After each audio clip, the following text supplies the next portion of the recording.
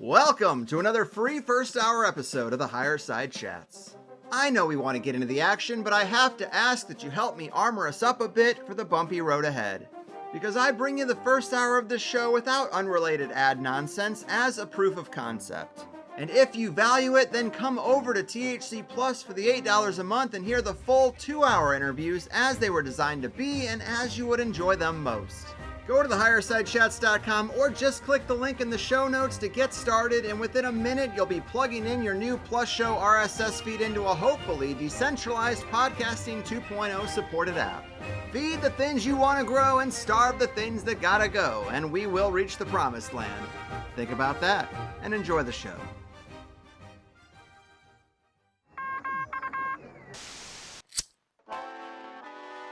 In the 1930s, President Franklin Delano Roosevelt addressed the nation through a series of radio broadcasts known as the Fireside Chats. His aim was to reassure the common man that our society would recover from its troubled times. Well, we're far from 1930, and I deal with a different kind of fire. For a new era of worldly frustration, we offer a fresh conversation. I'm Greg Carlwood, and these are the Higher Side Chats. Happy days are here again, Higher Side Chatters from sunny San Diego. I'm Greg Carlwood, and ever since the state started marching kids to legally mandated public schools, it's been a hotbed for behaviorists and psychologists to study and manipulate the minds of the youth away from the prying eyes of parents and guardians, all under the guise of a tax-funded public service. And everyone knows the elite class gets a completely different education, but nobody seems all that concerned with raising our standard, as they let it slip as low as we'll let it go. But even the structure itself is a psychological mindfuck of Pavlovian training to the sound of bells, a 15-year trap of authoritarian dominance, a daily half-hour in the yard most familiar to prisoners, and a wholesome nutrition of the lowest quality corporate food imaginable. It's never been good, but in the digital age, it's only getting worse. And you might remember today's returning guest, John Klyczek, sounding his alarm early last year when we talked about his book, School World Order, The Technocratic Globalization of Corporatized Education. And before we ever knew the catalyst would be COVID, he wrote the book on all the red flags in education that signaled a move to no classrooms, computer-based learning, adaptive AI software programs, truly permanent blockchain-based records, and an intentional disregard and downplaying of the human touch in teaching, the unquantifiable impact of the right human in the right classroom. He warned us about these things in March of 2020, when we just started to hear the terms mask mandate, vaccine passport, social distancing, and distance learning. And now he's back to break down how it all came to pass in the post-COVID world. John is just the guy to do it, as he's got an MA in English and has taught college rhetoric and research argumentation for over 8 years. He's also the director of writing and editing at Black Freighter Productions Books. He holds a black belt in classical Taekwondo, and he is a certified kickboxing instructor under the International Muay Thai Boxing Association. The man who saw the writing on the wall, the Edgar Cayce of education, the Taoist professor himself. John, welcome back to the Higher Side. Hey, Greg, it's an honor to be back. Thanks so much. Oh, man, such a pleasure. And you deserve a serious pat on the back because you called it. You were one of the very few people talking about these things in 2019. I had a couple of conversations about iPads in the classroom and the Gates Foundation's massive investment in software-based education. And I would always say to these guests, hey, I understand they want to go this direction, but there would have to be one hell of a catalyst to stop kids from going to school in person with teachers. And, well, one hell of a catalyst we got. To break us in here, let me just ask you, if you could add a new chapter to the book about the events of the last year and a half and how kids and schools were affected, what would you say about it? Oh, well, I thought when I wrote the book that I was going to have maybe 10 years to warn people as this stuff got slowly implemented, and that, it would sound less and less crazy, and then people would actually listen to what I had to say about it. If I had to add a new chapter, actually, I've even thought about maybe an ebook. I've written quite a few articles since. I would have to say that distance learning is pretty much here to stay. that and versions of hybrid learning, which we'll get into today.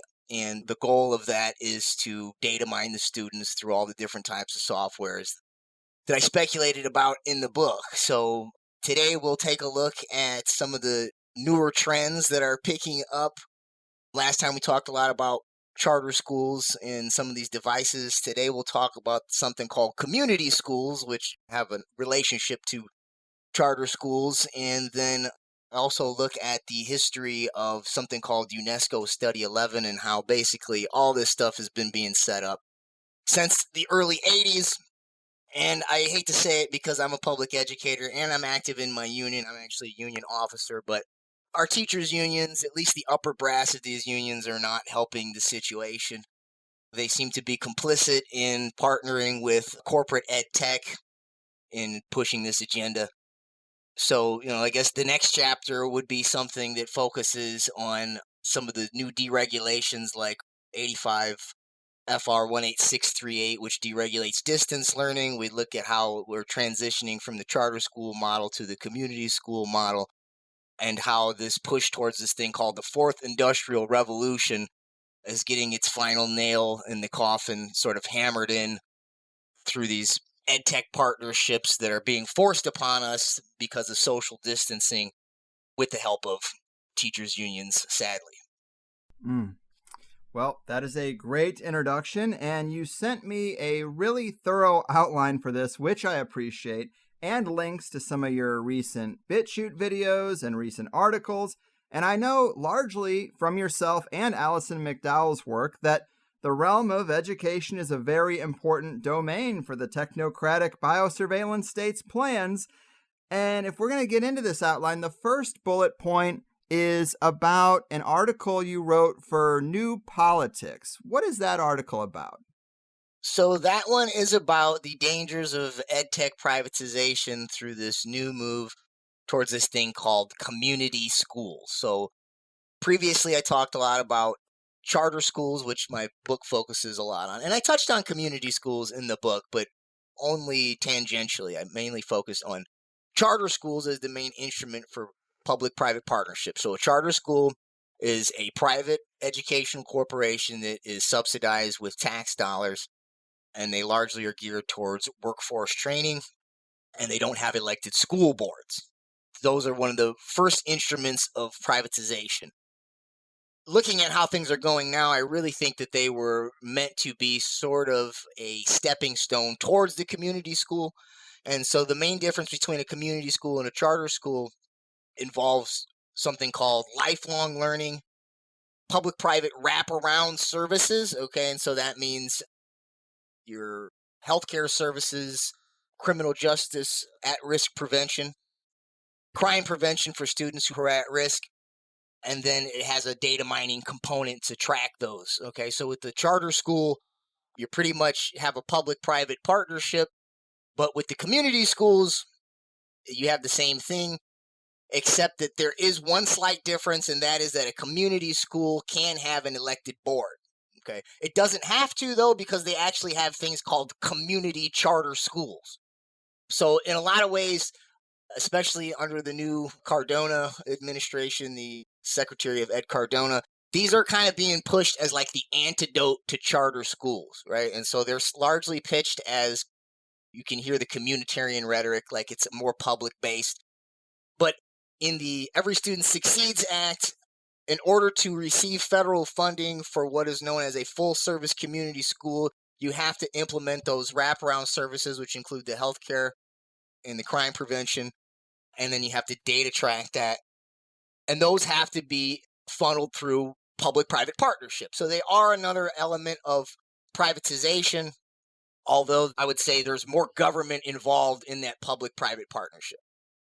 Right on. Yes, this relates to one of the videos you had sent me, and in the description for that, you talk about how you document the history of community schooling and illustrate this history with several examples of privatized community schooling projects managed by multinational corporations, including IBM and Monsanto, which is quite troubling. Monsanto has a huge incentive to get in front of people young and convince them that they're not a problem, and IBM has a pretty sketchy history too in terms of managing individuals. So yeah, those are red flags for sure. But I guess you mentioned Miguel Cardona. What's important to know about him? So I think he was chosen largely because he doesn't have a lot of political baggage, is one of the main reasons they picked him. He is actually a teacher. He actually has taught, although he moved pretty quickly into administration. And he was a commissioner of education in Connecticut. Early on, before he was picked, there was some moves to maybe get somebody like the president of the American Federation of Teachers Union, Randy Weingarten, in there, or other high up union people like Lily Garcia. I think those people came with too much political baggage as much as they may have wanted them in there. So what they did was they went with Cardona. And Cardona, there's a few things that are on his agenda that he talks a lot about. Community schools is on there. But two other buzzwords he likes to use have to do with equity and the other one with these alternative assessments. So basically, the equity has a lot to do with a lot of the CRT stuff, racial justice, social justice stuff. The alternative assessments, which tie into the equity stuff, have to do with the fact that during COVID, right, everybody's learning was disrupted, right? We don't have the traditional systems. And so there's a big call for teachers and administrators to roll back the traditional standardized testing that we would usually hold to rank everybody. So in other words, how fair is it to hold students to these standardized tests if they've had this really crazy year of learning with all this experimental tech and all the chaos that it involves? So they want to get rid of the standardized tests, but there's therefore a push for alternative assessments. And what these alternative assessments largely take the shape of is something called performance-based assessments. And the way that they could easily implement this could just be by aggregating all of the learning analytics from the various platforms that the students have been on, right? So you don't even have to take a test, just aggregate all their different scores on all the different adaptive learning software and the learning management services and things like that. And then just aggregate that into a score that says, how competent they are. And I should mention that these performance-based assessments do come out of the community schooling model, which was largely pushed by somebody by the name of Linda Darling Hammond. Linda Darling Hammond is the one who advised the Biden transition team to pick Cardona for the Secretary of Education. She was also an advisor to President Obama. And when she was advising Obama, she was pushing something called a portfolio-based approach to, quote, school choice. Now, school choice is a buzzword for public-private partnerships, in other words, charter schools. So she is favorable to both charter schools and community schools as sort of two sides of the same coin. And she's a huge proponent of community schools, and she comes out of that whole community schooling crowd. I should mention that one of those community schooling institutions is called the Coalition of Essential Schools, and that was set up by somebody called Ted Sizer. And again, in addition to the wraparound services and the data mining, there is also the performance-based assessments that are largely pushed through ed tech. And we should just add one more thing, which is that Linda Darling Hammond is the CEO at the Learning Policy Institute at Stanford, and that is funded by the Hewlett Foundation, which is the not tax-exempt arm of the HP Computer Corporation. Wow, man. And you really know how this is all connected and who's responsible. But for people who are listening who maybe have kids in school and are seeing some of this stuff, obviously distance learning through the computer is not great. There are a lot of problems with it. Some people who are still stuck in the COVID fear bubble think it's necessary. But setting that aside, these things are always framed as stuff that is good for the children, advancements and upgrades to education and learning.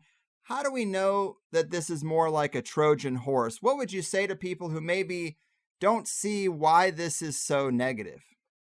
Well, the first thing I would say is I recently spent 30 days at Charlotte Thompson Iserbeat's house, and she gave me access to all of her files. It was 36 file cabinets full. It took me 100 hours to go through it. She let me take it all home. I've been building a database with it and uploading it. It'll literally take me a lifetime. But one of the things that I discovered by digging through all the stuff that she kept for at least 40 years, now it's 50 because some of it goes back to the 70s. Some of it goes back to the 60s, but I don't think she was gathering it at that time. But a lot of these buzzwords that you see coming up that seem like they're new and trendy, they've been around forever, basically. I mean, at least for 40 years. Okay, so none of this stuff is new. This has been a long-term agenda. If you look at the key players involved, we mentioned a couple of them. IBM's a big one. Microsoft is another one. Apple is another one. These companies have a long history of not exactly having the people's interest in mind. And then the other part of it that you could look at to see that this is more about corporate profit, data mining, values clarification, social engineering, is that you can look at the way that they even promote the ed tech now, and they always do it with a caveat that, yeah, there's been a lot of learning losses from distance learning, but, we still got to do it because COVID's too dangerous to go back to in-person learning. So they basically admit that it's an inferior product, and then the key players involved are a little bit nefarious, and, they've been driving this agenda single-mindedly for a long time. So I think those are all red flags that it's not for the benefit of the students. Right, right. And it's very coincidental how much foresight they had before this random pandemic, because so much planning and investment was made in these very technologies, and it seems like it fits the mold of problem, reaction, solution. Yeah, definitely. You could even see some of the timelines that they had for the fourth industrial revolution, which sometimes they call the information revolution. In Zbigniew Brzezinski's Between Two Ages, he calls it the technotronic era. And they pretty much all aimed for this same moment in time, around 2020. So if you're a company and you've got your 20, 50-year plan, and you're, hanging out at the Trilateral Commission and you're getting together to sort of coordinate things, it's probably not that hard to do, right? To make sure that once all that infrastructure is put in place, that we can have an event that'll necessitate its implementation. Mm-hmm. Well said. And another one of these key things people should understand is something called the Good Lad Study, obviously funded by a lot of the nefarious capstone cabal names and players we've heard before. Tell us about this Good Lad Study. Okay, so John Goodlad was funded with money from the National Institute of Education, which was a branch of the U.S. Department of Education that no longer exists. Several Rockefeller philanthropies, the Carnegie Institute for the Advancement of Teaching and Learning, and then the Kettering Foundation. And what the Good Lad Study did was it created 4 manuals. This is in the late 70s, some of them early 80s, for propagating community schools. And these include A Place Called Schooling, Schooling for a Global Age, and Communities and Their Schools. And there's one called Arts in the Schools.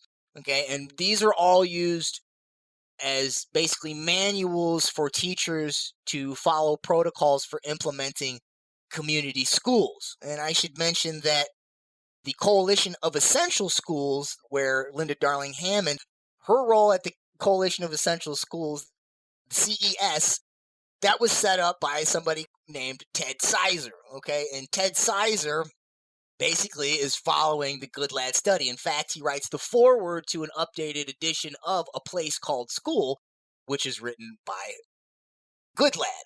So again, the Good Lad Study is basically the beginning of all the community-based education stuff that they're pushing now. So again, if they push it as, oh, it's this new foil to charter schools, it's really not, right? It's about at least 40 years old, maybe getting closer to 50 years old.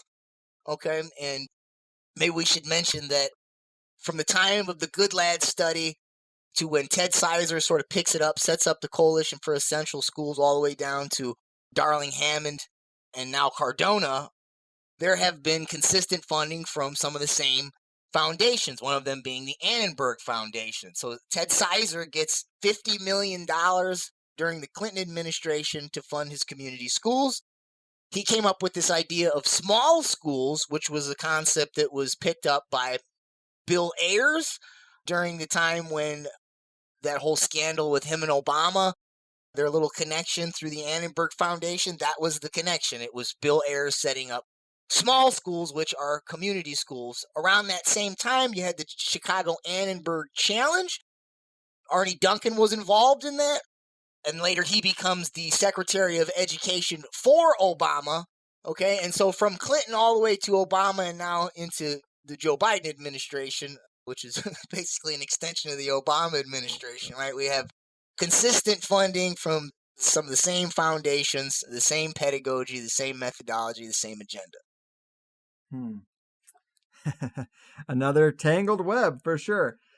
And you mentioned that we were going to talk about the UNESCO Study 11, and this is the next thing on your bullet-pointed outline. What is so important about this study?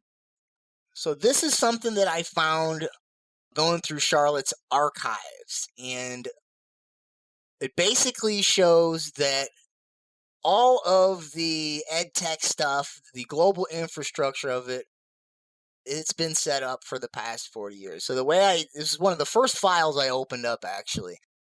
And it was funny, as I pulled it out of the manila envelope that it was in, I could see how it was collated right away before I even dug into it to just see how these different blocks worked together. So these documents were given to Charlotte Iserbyt by somebody by the name of Lawrence P. Grayson.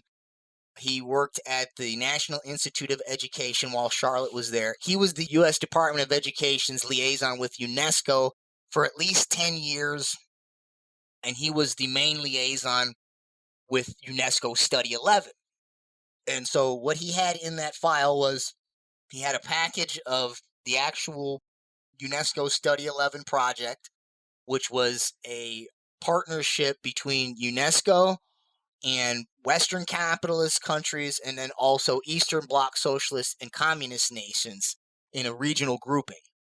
And so if you took a look at it, he had the individual white papers from all of the different countries that were involved in addition to the overview document.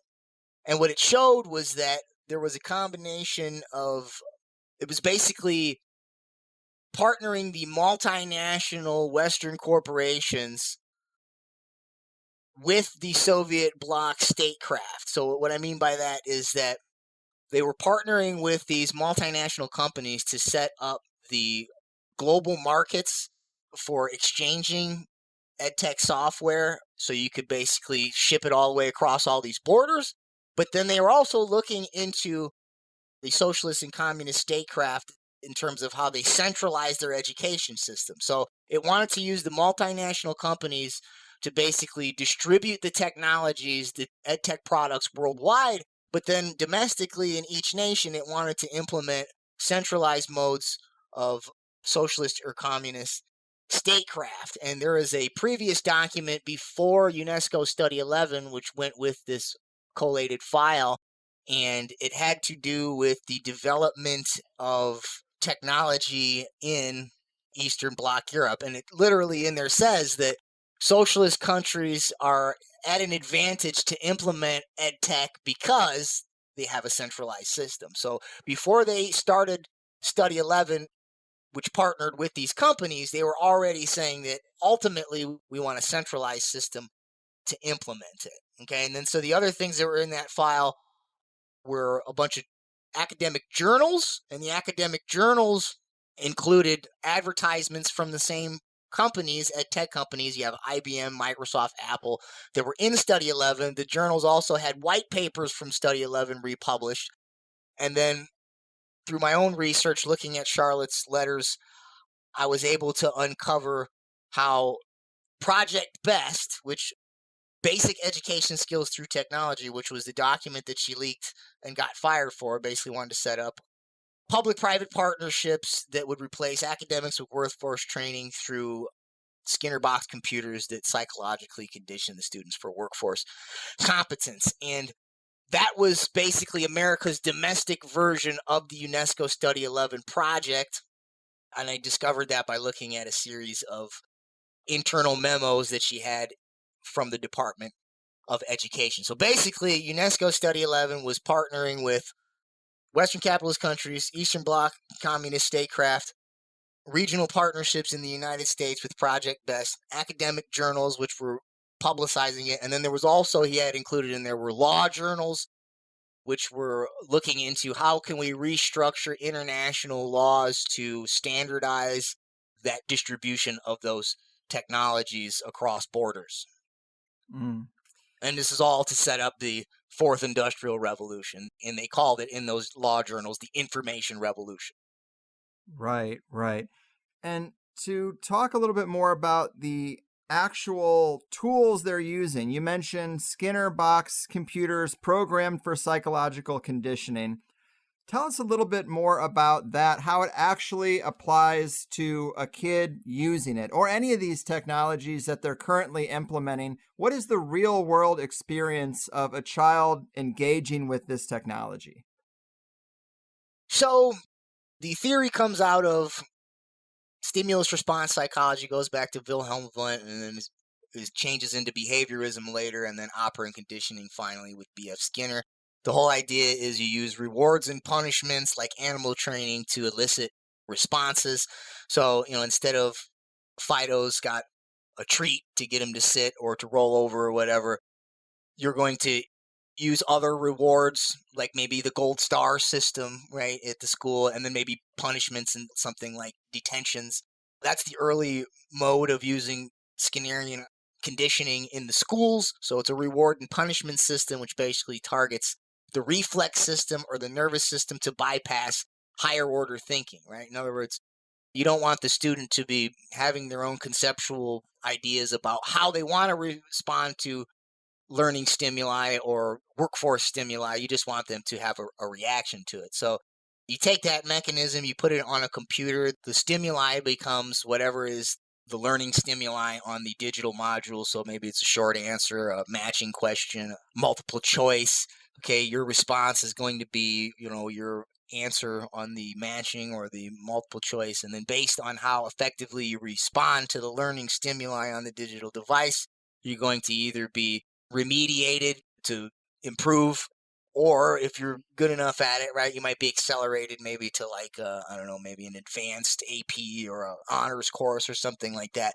But this mechanism of tracking you into remediation or higher learning based on your efficiency or lack thereof in response to the learning stimuli, this is known as the personalized education. It also relates to the performance-based education that we talked about earlier. And so that's basically how it works. Now, I heard also in that question, like, what is the student's experience? So maybe loaded in that question is like, how effective is it and do they like it? Right. They try to make some of these a little more interactive. So like they'll have like video games. This is called gamified learning involved. And sometimes multimedia video and things like that. And so, that's to, I guess, trigger the reward center more, to make it more fun, I suppose.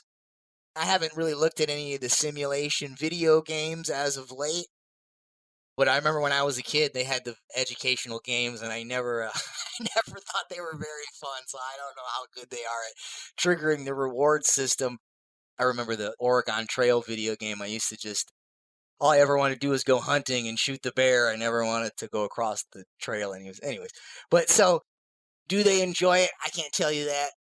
And how effective is it? I would say that, and this is anecdotal, that is, the easier you make something, the more you remove the challenges, the less rewarding it actually is, right? And so I would think that that would actually impede the highest levels of achievement. It might get the student who's relatively apathetic to do more, but as far as pushing themselves to dig deeper, I don't think that that mechanism has that involved, because it's a very passive system that's basically working at the subliminal level, right? So looking at the lower regions of the brain, more the reptile part of the brain, the limbic system and things like that. It's not really triggering higher order thinking. That's a great point about lowering the bar and making things easier to create the perception that kids are just coasting right on through these programs, best and brightest. But, they've been made to be easy. You could think you're doing well and then not find out that you weren't doing that great until it's too late. We all know difficult and uncomfortable challenges make us better and teach us lessons, but we're being conditioned to be soft and comfortable in many ways, but this all seems to be another element of that. But what's also scary to me is it sounds like you're saying that from an early age, kids that rebel or don't thrive in this system will be marked as such. And that stigma is going to follow them through the whole program potentially, which would have been a nightmare for me because I was trouble. But even still, it did feel like good grades were more closely associated with compliance rather than real intelligence. Now that's going to be true on steroids. And kids can get a reputation that can be hard to shake, but to digitize that and connect it to a profile that's even more set in stone, nobody should be assumed to be a certain way based on their behavior at 10 years old or 15 years old. This is really concerning to me, man, and it starts to sound like the prison system. Good luck getting back on the good track when you've been labeled a felon. It's a pretty sticky label.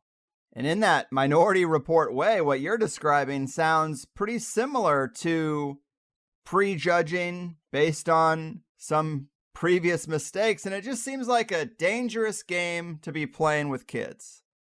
Yeah, definitely.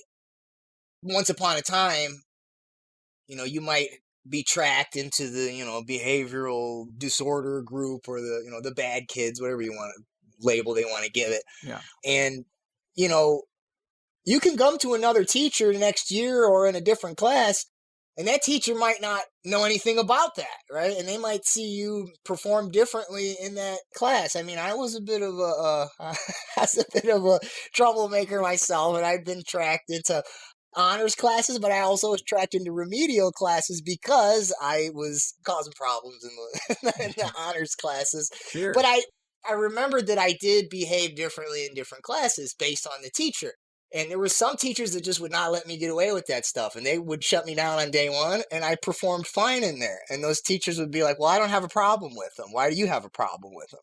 So in other words, that one teacher might hold you to whatever data that you exhibited, early on in the class. But if it's not on a permanent ledger, you at least have the chance that some other teacher might see you differently, might be able to work with you better, and you're not going to be held to this other standard. But right, if it's on a permanent ledger that follows you with your learning analytics, especially on some of this blockchain stuff that they want to integrate, before the next teacher ever sees you, they're already going to have a presupposition about you based on this data.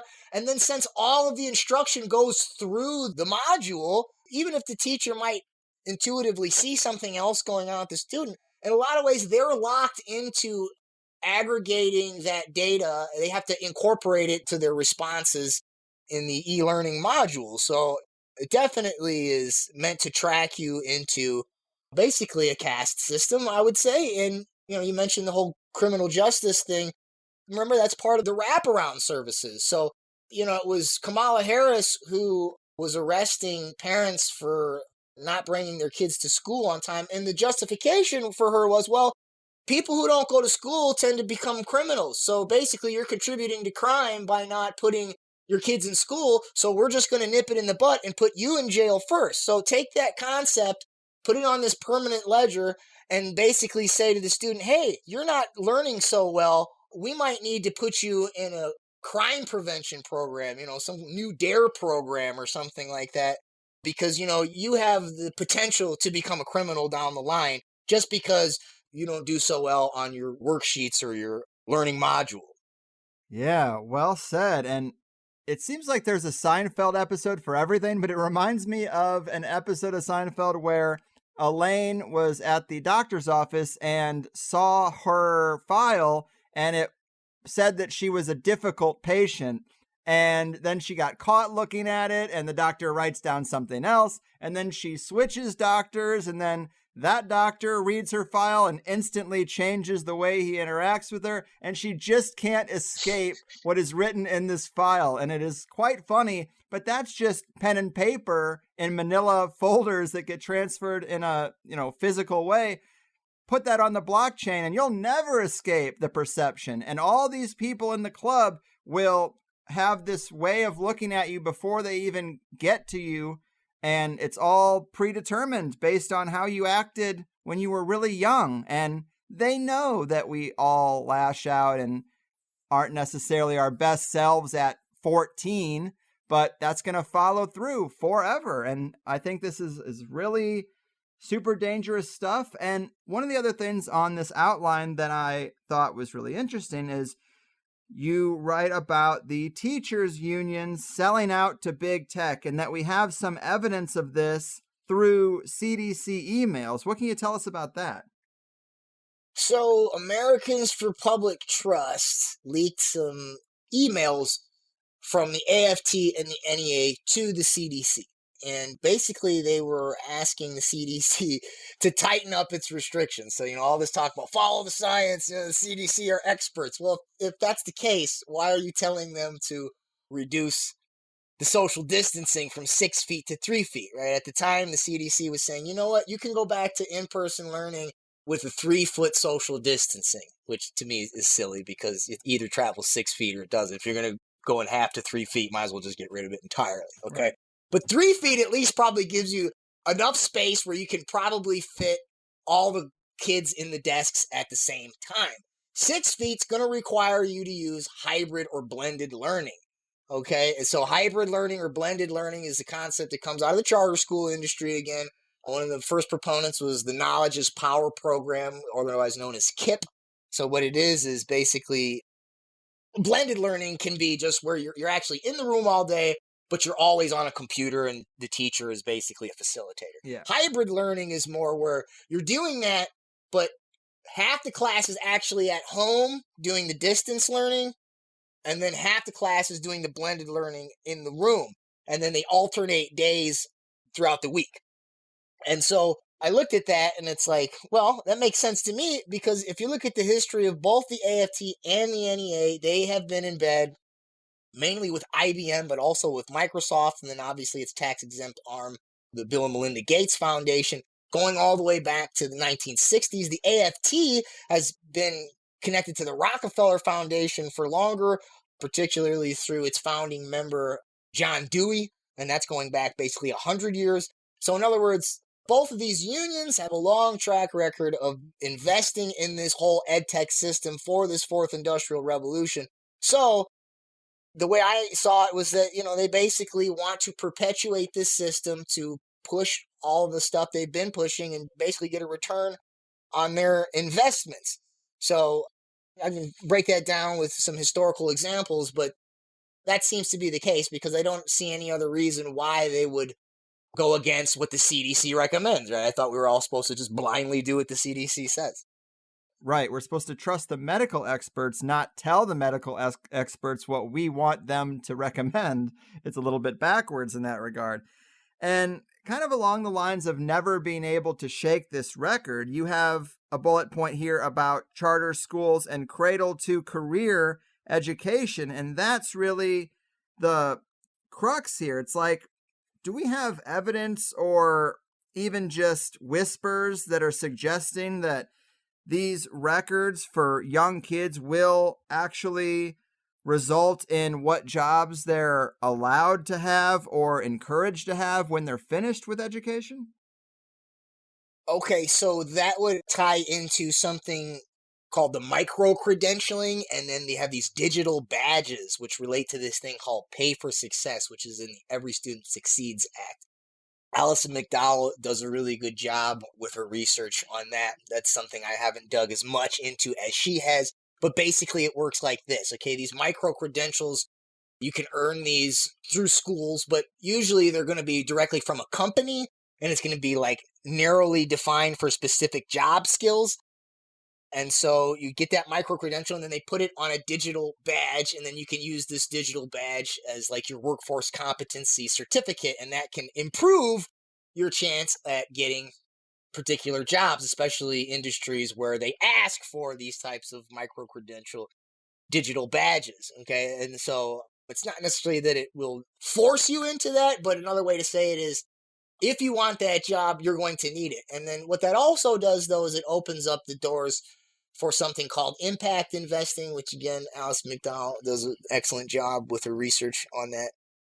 And basically it works like this. So there's different ways you can invest for impact financing or social impact financing. Sometimes it's sustainability financing. It can be for gender equity. It can be to improve poverty. Okay, so in the instance of especially a student who comes from an impoverished background, you can funnel basically loans into this student's career pathway based on whether or not they have these micro credentials or these digital badges. And then that company can basically get subsidized through these pay for success programs in the Every Student Succeeds Act.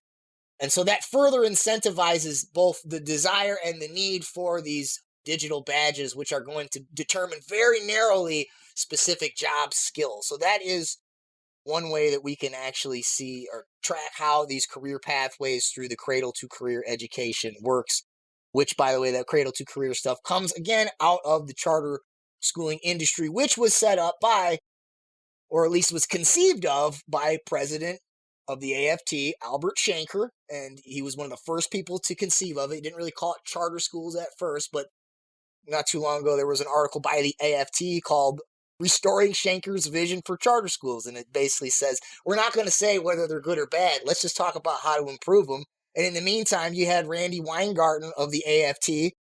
When she was the president of the United Federation of Teachers Union, she ran the UFT charter school. So again, they'll talk about they're against corporatization and privatization, and they're all about public ed, but they're really more about public-private partnerships for workforce training. Ugh, so gross. It's kind of like Boy Scouts merit badges sponsored by Google, Monsanto, or Pfizer. It's like, you've been thoroughly brainwashed with our corporate onboarding already, so you'll fit right in at our company because you got all the little badges already. It's just so gross. And the NEA actually has its own micro credentials that it offers for like teacher training. So, I mean, they directly give you micro credentials, and then IBM is a big one that does the micro credentials. But yeah, it's all about, in this new world of obey authorities without asking questions. That's perfect, right? You're going to fit right in. Yeah, it's really Orwellian and dark, if you ask me. But, it is what it is. That's why we expose these things. And you also have here some stuff about current or recent AFT Rockefeller connections, things like the Washington, D.C. Public TV Partnership for English Language Learners. What's that about? That partnership is run by Sharon Percy Rockefeller, who is the wife of Jay Rockefeller, which I think he's the fourth or the fifth. I don't know. There's 6 of them now. I think, going all the way down. I think he's the fourth. 6 too many. That's noteworthy because the telecommunications companies were the precursors to the ed tech companies in terms of technologies for learning. Okay, so the audio-visual industry was one of the precursors to the ed tech microcomputer industry. And so that's actually revealed in the UNESCO Study 11 as well. And you can kind of see it if you just look at stuff like how companies like AT&T, which are telecommunications companies, they're necessary to basically provide the bandwidth for all these microcomputing courseware programs. So that public TV partnership actually, it kind of harkens back to also Project Best again. So Project Best, one of the main contractors, because this was during a transitional period when public broadcast TV like Sesame Street and stuff like that was like the premiere of, I guess, what you would call the ed tech at the time through audio visuals. As they transitioned to the microcomputers, they had pilots for basically like early Zoom through something called the Cyclops project out in the UK. And I've got diagrams for it. You can see them on my database. It's got like a cart with a TV. The TV's hooked up to a telephone. The telephone's hooked up to a light pen. And it's got speakers that you can hear from, a microphone you talk to. So it was like hooking up TVs and radios to telephones to do this proto-internet thing. And in the meantime, one of the partners for Project Best was the Maryland Instructional Television Corporation. Okay, and it was a public broadcasting corporation. But that's, again, right, that's not DC, but it's Maryland, same state. And so I think that's an interesting connection in terms of models of ed tech partnerships with the AFT. So that WET TV partnership is with the American Federation of Teachers. Other Rockefeller connections current with the AFT include a partnership with somebody by the name of Marla Uccelli Kashiap, I believe is how you pronounce that. But she was the associate director of working communities at the Rockefeller Foundation. Okay, and then actually Rockefeller stuff in the AFT goes all the way back to, again, John Dewey. John Dewey was one of the founding members.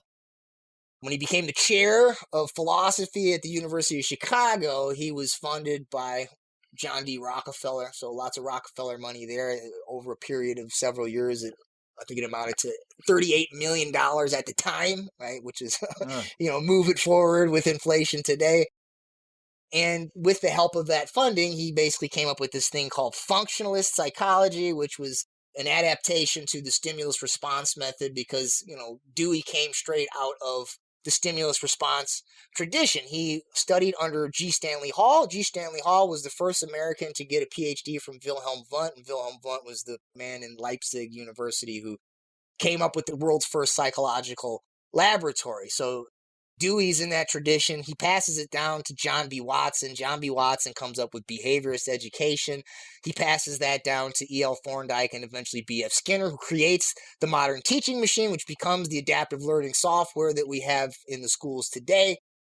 Also, the work of E.L. Thorndike, that was at Columbia University, and that would have been out of the Lincoln School. The Lincoln School was basically set up, built on Dewey's functionalist ed psych, because Dewey moved over there and became a professor at Columbia University as well. And then the Lincoln School was funded by the Rockefeller General Education Board. Okay. And then in the meantime, right, moving forward, you have the president of the AFT, Albert Shanker.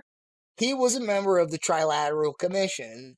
I have a funny story about how I learned that. I learned it from one of Charlotte's friends, Ann Herzer, who I was in communication with by email. And she told me that she one day confronted him as to why the AFT only supports left-wing politicians. And she said he got really nervous and started shaking her hand and saying, "Oh, but I'm a member of the Trilateral Commission," which I thought was pretty odd because, right, again, you're supposed to be like a representative of a public union, but you're hanging out with these corporate globalists, right, at these non-governmental roundtables. So I looked it up, and he admits it in a speech. And at this meeting of the American Trilateral Commission, he says he met, quote, with bankers and the head of IBM.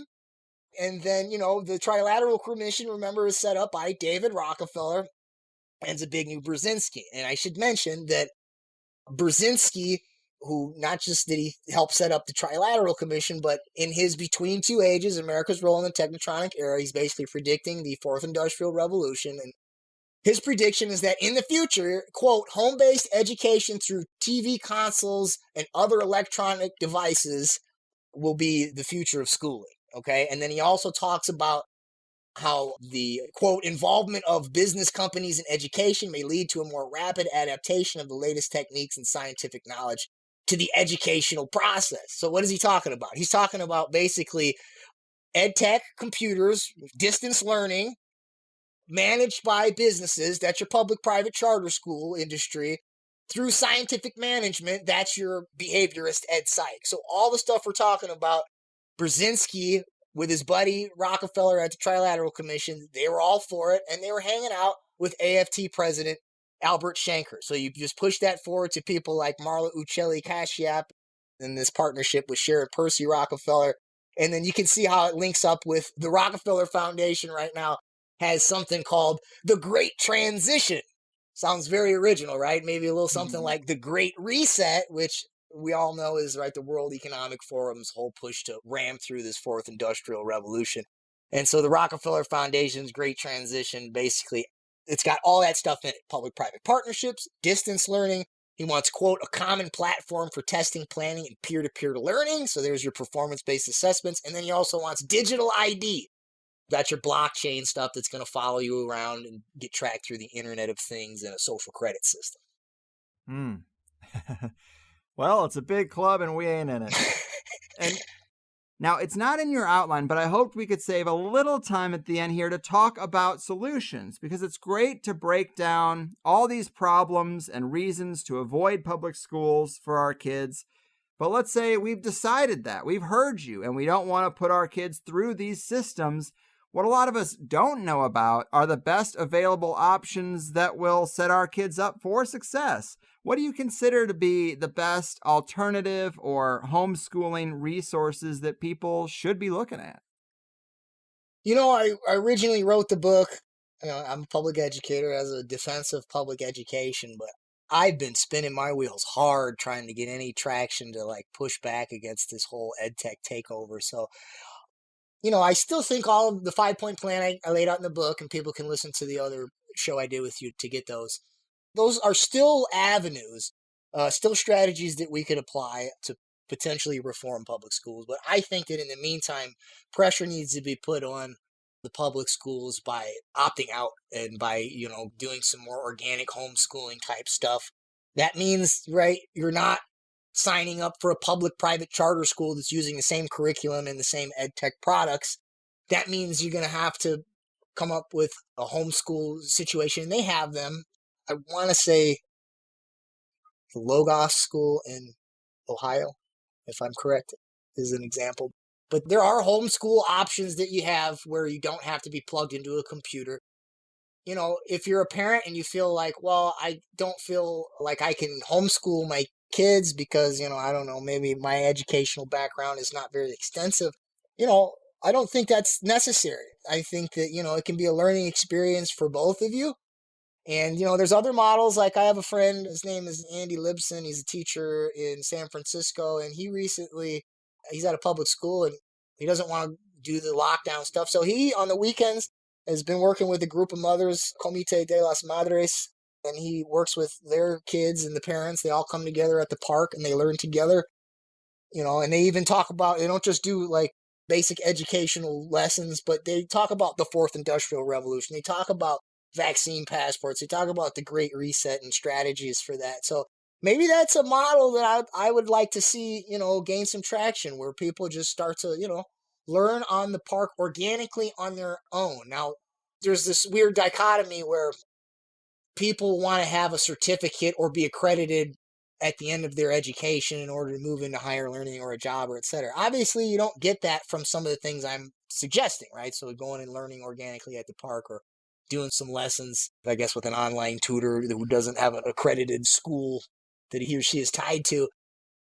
But learning itself should be done for its own sake and should be organic. So I think that if you can put pressure on the public schools by taking your business elsewhere, either at the homeschool or doing some one-room schoolhouse system at the park, I think these are ways to put pressure on the schools, but otherwise there's that 5-point program that you can take a look at in my book and on the previous show that I did with Greg. Yeah. Not bad advice. I mean, we got to let the free market work, right? Because they'll pile on as much of this as we allow them to. But if we react and there's no kids in the school, then they will acquiesce and say, okay, fine, COVID, shots are not required. But if we just don't react and we just put up with this shit, they'll keep piling on more and more. And another silver lining, it's great that you mention it, is this op has allowed people an opportunity to find the others in that same way, in the way of like, here's a bunch of kids studying in the park. Maybe I should meet these parents and get my kid engaged with these, because it is true fearlessness in a culture of fear. And if you build those relationships and that network now, how are they ever going to break it up? A lot of us are on our own right now. We've just been navigating as best we can, but this forced a lot of our relationships to change. And in that opportunity, we get stronger bonds that can't be broken by anything. Because if you are finding people that you can resist this coronavirus chaos with, I don't know how they'll ever break you apart. I don't know how they'll ever brainwash you or get you into a fear campaign, because this is their grand finale, if you ask me. I mean, this is the biggest fear campaign of our lifetimes, and I think it prepares you better for navigating the next one with people who are also on that same page. So it is a beautiful opportunity. I hope people are taking it. Yeah, and I should add that they're not mutually exclusive. Like, you could take your kids out of the school, you could homeschool them in a program that doesn't plug them into a bunch of data mining ed tech. Then on the weekends, you could go and meet with these other families and do this organic thing in the park. And then in the meantime, since you're paying public tax dollars to support these public schools, you could still go to the public school boards and tell them, no, we don't like this. That's why I took my kids out. And hey, maybe if you change stuff, maybe I'll bring them back. So all three of these things, I think, should happen at the same time to apply pressure from multiple angles. And like you said, vote with your dollars and don't participate in stuff you don't want to participate on. Yeah, I should just, one more thing I should add is, like, me and my friend Andy were talking about, you can't plan this all the way out. You can't be like, well, we'll do this and this and this, and then the outcome will be that. All you can do is know that this situation right now, we can't just keep capitulating to it. We have to do something different. And the most immediate thing is to get out of it. And then you have to let that organically develop into other relationships that build momentum and cause the schools to react to what we're doing, as opposed to we're just constantly responding to what they're changing from one day to the next. Yes. Cheers to that. And also, before we go, we got to plug the stuff you got going on. You got this BitChute channel now that could definitely use a bump in the algorithm. I think you are one of the leaders in this space and should have a view count that is appropriate for being a leader in this space. People should subscribe to you there if they are BitChuters. But you're also working with Whitney Webb's website and a few others. Tell the people where they can find your work around the interwebs. Okay, yeah. So I wrote that Study 11 piece for Unlimited Hangout. I was able to connect with Whitney Webb, and that's been really cool. She's awesome. And I got another article. We just talked about it, actually. It's pending, the one on the unions. So I'll probably be writing almost exclusively for Unlimited Hangout, if not exclusively. So you can check my stuff out there. I'm trying to do every month. It's hard to keep up with teaching and everything. In the meantime, there's a YouTube there, but go to BitChute, because I mean, by the time I get any kind of traction, I know they'll just delete me from YouTube. So go to BitChute, and I'll try to get on other platforms as well.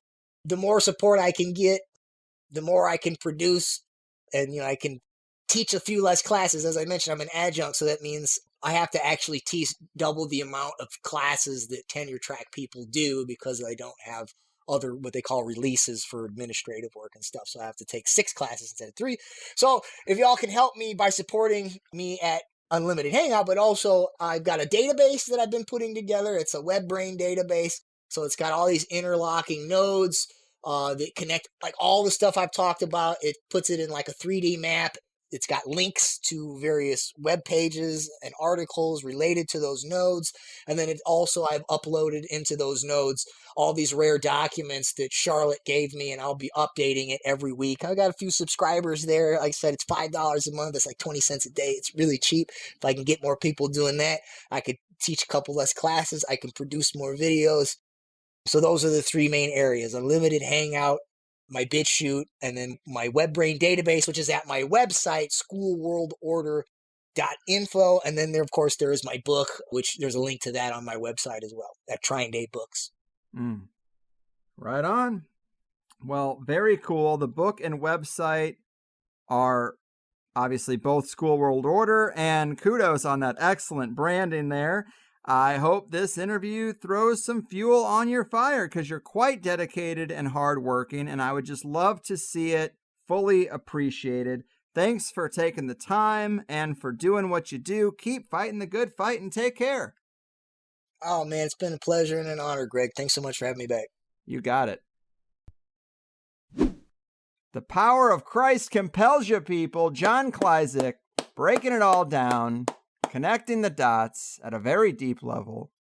It's no surprise he's working with Whitney Webb and Unlimited Hangout or Alison McDowell, because they're all top-tier researchers, and they come to these interviews with such an impressive grasp on this revolving door of companies and organizations and various industry leaders and project financiers. I'm sure it can sound like an information avalanche sometimes, but we are so lucky to have people like this watching the watchers, you know? Sometimes I think the resistance movement is reliant on a scary low number of people. Not only do I have a lot of respect for John's work, but also just anyone who reaches the levels that he has in martial arts. It's not easy. It's a real nice life asset to have, as long as you can avoid the kind of Cameron Poe Con Air situation. You got to register your hands as lethal weapons and all that. But as for his work, I just wanted to highlight how goddamn accurate he was right before COVID hit. That first interview was great and his book is awesome, but the timing was super unfortunate because we recorded it when I thought it was still pretty easy to write COVID off as a news cycle scare, another bird flu or something, where it's just a news story for a couple of weeks and then it's over. And in between recording with John and releasing it to you guys, that is when we went into lockdowns and all that shit. So for me, I felt weird putting out an episode that didn't address that stuff at all when it was clearly at the forefront of people's minds. The material was very related, but the predictive nature of what he was saying in the book and in that first interview, it doesn't hit as hard when we're seeing it enacted and we're all under a lockdown. It's like, well, duh, anyone could predict computer-based learning now. But don't forget how long it takes to write a book. So he was on these things well in advance. And when I see John doing presentations on his YouTube or BitChute with under 100 followers on his channel, something is wrong. And one of my favorite parts of what I do, one of the perks of this job, that does actually keep it fresh and motivates me is when I can really make a difference in the attention and appreciation that one of our guests gets. Obviously, sometimes I have someone on like David Icke or Andy Wakefield, where THC is just one of many interviews and we're probably actually on the receiving end of more new exposure than they are. But other times, THC is a nice bump from what a person might be used to. It's all relative, but in those times where I feel like it does make a difference, it feels good when I can feel like putting a show out with them is contributing to that work paying off. And this kind of research can be tiring and isolating, and you got to be really persistent and dedicated. And when you feel like there's nobody to talk to, and you're looking around and all the sheeple just don't know what you're talking about or see why it's important, I mean, think about how it feels to just be the kind of person who listens to a show like this and shares these general opinions and philosophies, but you can put it down and take a break anytime you want. And by contrast, scale that up to being someone who puts in the hours to know a subject like this inside and out, writes the premier book on the subject, and still feels that odd man out feeling from time to time. It takes some real perseverance, and I respect it a lot. That's all I'm saying. In higher side news, I have been inspired by Pam Popper and No Agenda, actually, to try and have a real-world meetup here in San Diego. I want to meet more locals who are ideologically aligned. My wife would probably like to meet some cool moms, and I want to get a better grip on which businesses and business owners are on our page. And I have a decent opportunity in what I do. I should use it. It might not be there forever, you know? So I have a place in the gas lamp picked out. It should be great for a casual hang. I'm going to do it sometime in September. And I think the best thing to do is to just put out an announcement in the podcast feed on its own, rather than tack it on to the end of one of the next few episodes. Maybe I can rope in Alex from Skeptico or Sophia Smallstorm to hang out with us. I don't know. But I don't want to do a convention or a presentation or anything like that. But I do want to have a nice cathartic hang with like-minded people. And I've even thought about building out a part of the website in the future where people can host and coordinate their own THC meetups across the country, whether I'm there or not. Because I'm sure a lot of people feel like I do. We do have the forums, which, there is a thread for organizing meetups, but it's not getting the kind of volume that an announcement on the air is going to get. All right, and another thing. So I wasn't going to plead for anything extra just because we're having a baby. I certainly would appreciate more plus signups, as always, but I'm not one to ask for anything more than that at this point. But I have gotten a fair amount of emails and messages about wanting to contribute a little more or asking about a registry. And honestly, I think a registry is a bit too personal. But people have said, hey man, I wanted to throw you a little extra cash as a congratulations, and I can't find a convenient way to do it. And that's true, there isn't one, because I don't typically ask for more than a plus subscription, but I guess I would just say that if you're one of those super kind and generous people that would want to throw me a few extra bucks as I'm stepping into this new chapter of life, you could use PayPal to send me anything by using my email, thehighersidechats@gmail.com. Or I'm also on Venmo as Greg-Carlwood. There should be only one. And the profile image is of my upside-down dog, if you want to be really, really sure. And I feel kind of icky right now. I see so many, hey, I'm getting married, buy me a shot, here's my Cash App, window writings now. And I just think it's kind of a tacky trend.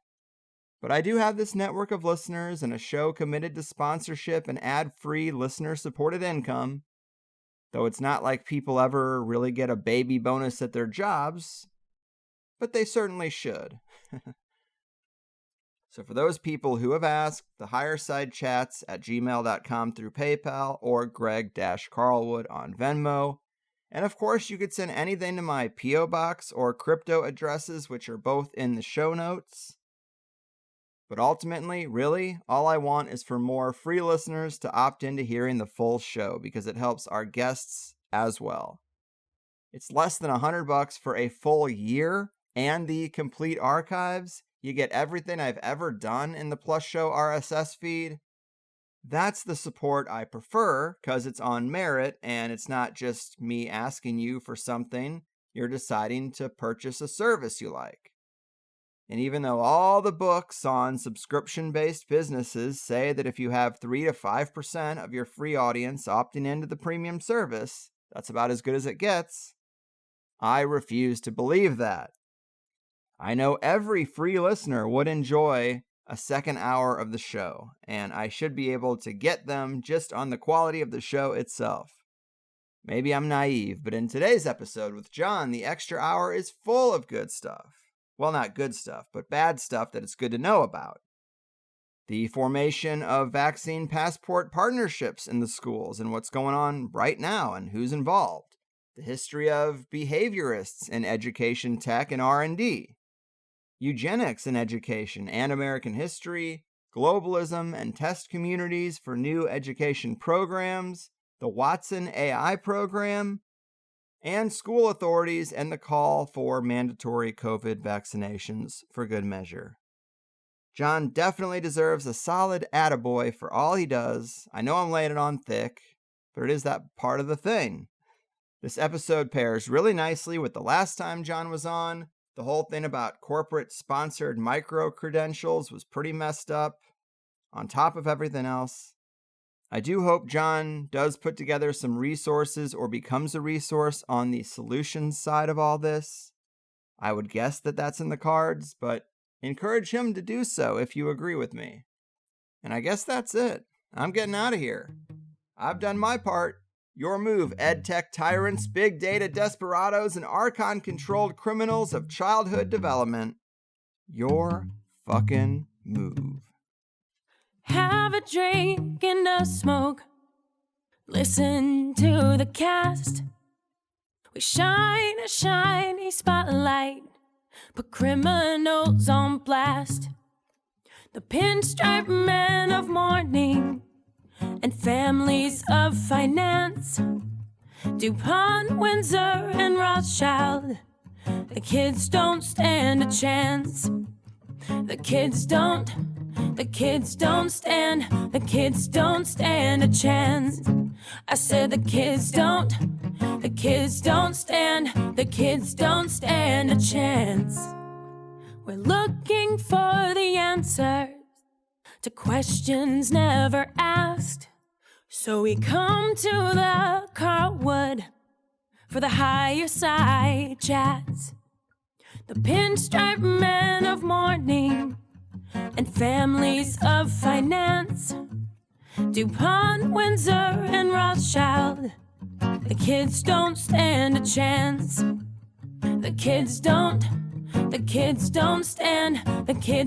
stand a chance. I said the kids don't stand a chance.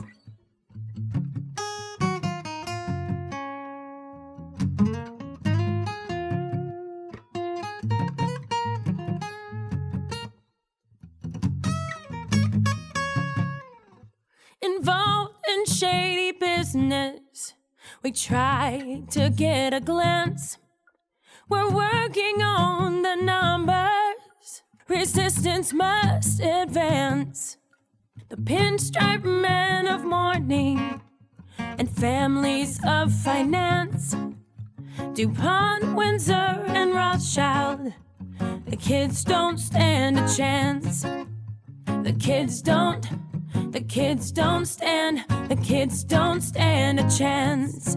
I said the kids don't stand a chance. The kids don't stand a chance. I said the kids don't stand a chance.